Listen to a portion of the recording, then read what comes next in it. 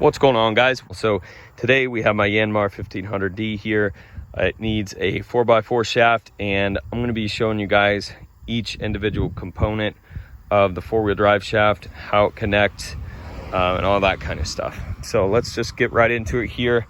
I have red and tacky grease. You're going to want to take this if you're reinstalling your drive shaft here, and you put it in the cup of each end, and then you stick the ball bearing balls in here.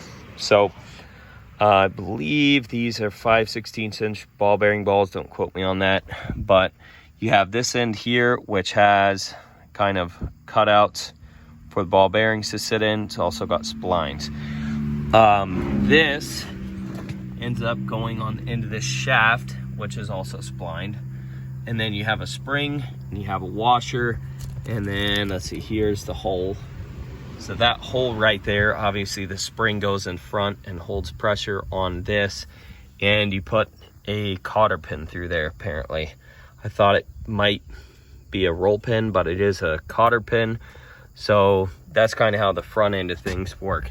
The back end is welded on. The inside of this cup looks exactly the same as the cup on the front. You have 6 ball bearing balls that go in machined out slots basically. So that's kind of how that works. Now, as far as the front axle and the rear transmission here, basically this is what it looks like. You've got a receiver, and you can kind of look at this and imagine each one of those 6 ball bearing balls is going to be sitting in one of these grooves. You've also got a rubber boot here. So that's what your rubber boot looks like. Exact same thing on both ends. This is also same exact setup. And then I have an extra collar here.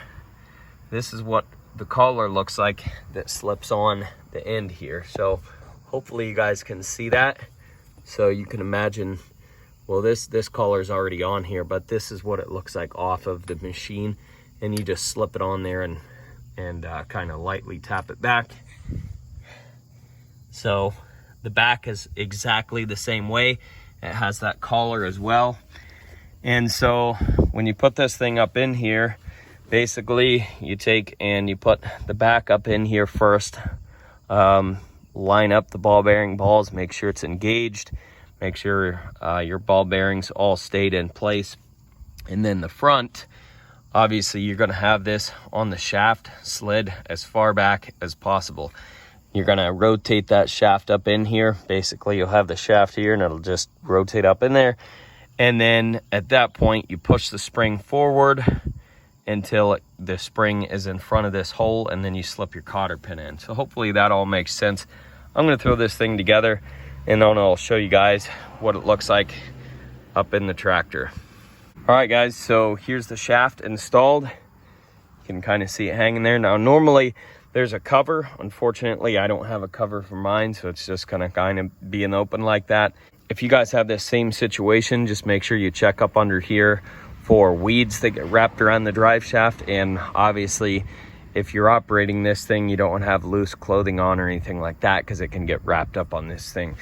All right, so this is the back. You can see the rubber boot just pops over kind of the cup on that end, and then on this end you guys can see what I was talking about with the spring, the washer, the hole that the cotter pin is now in here. So this spring just keeps pressure on both ends, and that's kind of how it works.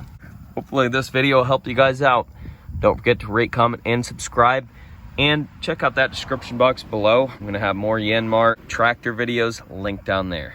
Catch you on the next one. Peace.